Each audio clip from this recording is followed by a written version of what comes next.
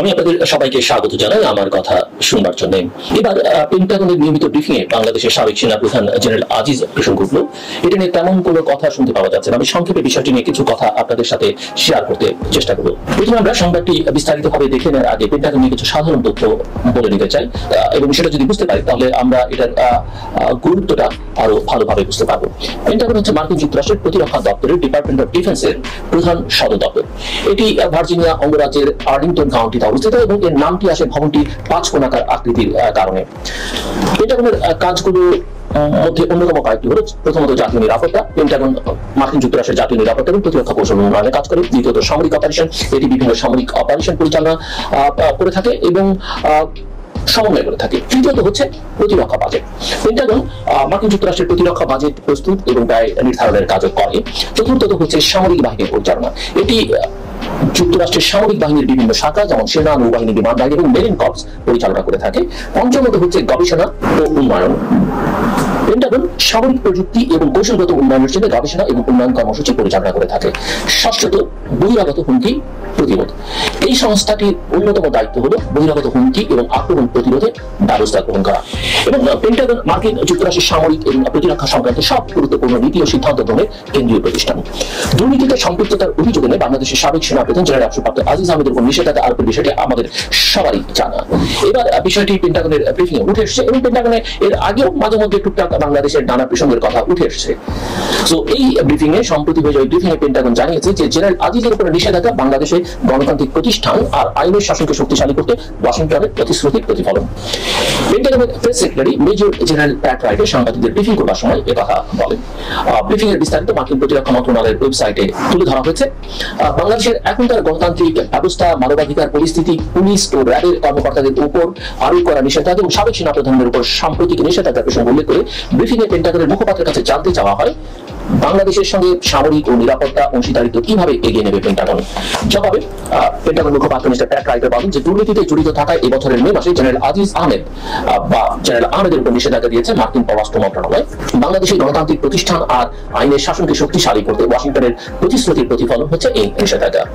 পেন্টাগনের মুখপাত্র আরো বলেন, সবশেষে আমি বলতে চাই বাংলাদেশের সঙ্গে সামরিক ক্ষেত্রে ঘনিষ্ঠ দ্বিপক্ষীয় সহযোগিতার সম্পর্ক রয়েছে ওয়াশিংটনের, আর এই অংশীদারিত্ব গড়ে উঠেছে অবাধ ও উন্মুক্ত ইন্দো প্যাসিফিক অঞ্চল। খুবই গুরুত্বপূর্ণ বিষয়টি মাথায় রাখবেন, অবাধ ও উন্মুক্ত ইন্দো প্যাসিফিক অঞ্চল সমুদ্র সীমা ও আঞ্চলিক নিরাপত্তার মতো দুই দেশের অভিন্ন স্বার্থ এবং মূল্যবোধের ভিত্তিতে।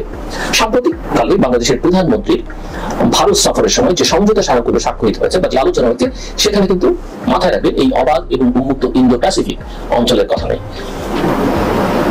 এটা অত্যন্ত গুরুত্বপূর্ণ। সেখানে সমুদ্র কেন্দ্রিক কথাবার্তা আছে, সমুদ্র কেন্দ্রিক পারস্পরিক সহযোগিতার কথা আছে, কিন্তু অবাধ উন্মুক্ত সবার জন্য ইন্দো প্যাসিফিক এই শব্দ কিন্তু ব্যবহার করা হয়নি। এটা অত্যন্ত গুরুত্বপূর্ণ ফুটে রাখবার জন্য আপনাদের আমি বলে রাখলাম। যেটা বলছিলাম যে তাদের লক্ষ্যটা তারা যেটা বলবার চেষ্টা করছে সেটা হচ্ছে যে যুক্তরাষ্ট্র এবং বাংলাদেশের মধ্যে অংশীদারিত্বটা গড়ে উঠছে অবাধ এবং উন্মুক্ত ইন্দো প্যাসিফিক অঞ্চল সমুদ্র সীমা ও আঞ্চলিক নিরাপত্তার মতো দুই দেশের অভিন্ন স্বার্থ এবং মূল্যবোধের ভিত্তিতে।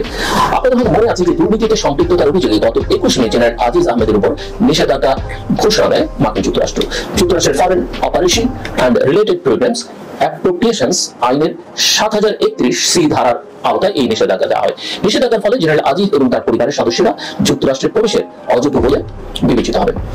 এই ঘটনার দায় শুধু সেনাবাহিনীর উপর বর্তায় বললে চলবে না। যদি সরকারের দিকে বলা হচ্ছে যে সেনাবাহিনী এটা দেখবে, কিন্তু এটা সরকারকে কেউ করেছে বলে তখনই জেনারেল আজিজ সাংবাদিকদের বলেছেন। এবং মনে থাকার কথা শুধু এই নিষেধাজ্ঞার পরে নয়, এর আগেও যখন তাকে কেন্দ্র করে আল জাজিরা একটি প্রতিবেদন প্রকাশ করেছিল all the prime ministers main, তখনও তিনি কিন্তু জেনারেল আজিজকে একই কথা বলেছেন। যাই হোক, যেটা বলছিলাম যে জেনারেল আজিজ সাংবাদিকদের বলছেন যে এটা সরকারকে হেয় করবার জন্য, বিব্রত করবার জন্যই করা হচ্ছে, কিন্তু সরকার এই বিষয়ে তার বিরুদ্ধে কোনো পদক্ষেপ না নিয়ে এক ধরনের নিষ্ক্রিয়তা দেখানোর নীতি নিয়েছে বলে মনে হচ্ছে। এটা নিয়ে আমি এর আগেও কথা বলেছি, আগ্রহীরা সেই ভিডিওটি দেখে নিতে পারেন। ব্রিফিং এ যে বিষয়গুলো উঠে এসেছে তা সরকার যে খুব গুরুত্ব দিয়ে বিবেচনা করছে তা মনে করবার কোনো কারণ আছে বলে মনে হয় না, আমার কাছে সেটা মনে হয় না। কিন্তু আমেরিকা বারবার বলছে তারা তাদের অঙ্গীকারের প্রতি অবিচল, মানে গণতন্ত্র ও মানবাধিকারের প্রশ্নে তাদের অবস্থানে কোনো পরিবর্তন হয়নি, হওয়ার কোনো সুযোগও নেই। কিন্তু সরকারের তরফে এই বিষয়গুলো নিয়ে প্রায় বিভ্রান্তিমূলক কথাবার্তা বলতে শোনা যায়, ফলে জনগণের মনেও এক ধরনের খটকা তৈরি হয়। আমি এর আগে বিখ্যাত দার্শনিক নোয়াম চমস্কির ব্যাখ্যার বিষয়টি আপনাদের সাথে শেয়ার করেছি, অনেকেরই স্মরণ থাকবার কথা। মিস্টার চমস্কি মনে করেন যে আমেরিকা শুধু অর্থনৈতিকভাবে নয়, সামরিকভাবে সারা দুনিয়াতে সবচেয়ে সেরা। ফলে কোনো দেশে রাজনৈতিকভাবে পিছিয়ে থাকা পরেও তারা তার চাওয়া অর্থাৎ আমেরিকার চাওয়া বাস্তবায়ন করতে তেমন কোনো সমস্যা হয় না। মনে থাকবার কথা আমি তখনও বলেছিলাম, আবার আপনাদের স্মরণ করে দিই যে নোয়াম চমস্কি কিন্তু মার্কিন যুক্তরাষ্ট্রের কঠোর সমালোচক। মার্কিন যুক্তরাষ্ট্রের প্রশাসন, রাজনৈতিক ব্যবস্থা, তার নীতি, তার কিন্তু কঠোর সমালোচক একজন। এবং মিস্টার চমস্কি আরো বলছেন যে প্রয়োজনে অন্যায় বা অনুচ্চ যুদ্ধের দিকে ঠেলে দেয় একটা দেশকে মার্কিন যুক্তরাষ্ট্র। সেটা আমরা ইরাক, আফগানিস্তানে দেখেছি। যাই হোক, পেন্টাগনের ইনভলভমেন্ট গুরুত্ব দিয়ে দেখতে হবে।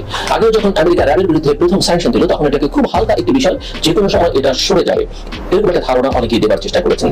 দিল্লি সব ম্যানেজ করে ফেলবে এমন একটা ধারণা দেওয়ার চেষ্টাও করেছে কোনো মিডিয়া, কিন্তু দেখা গেল এর পরে আসলো ভিসা পলিসি।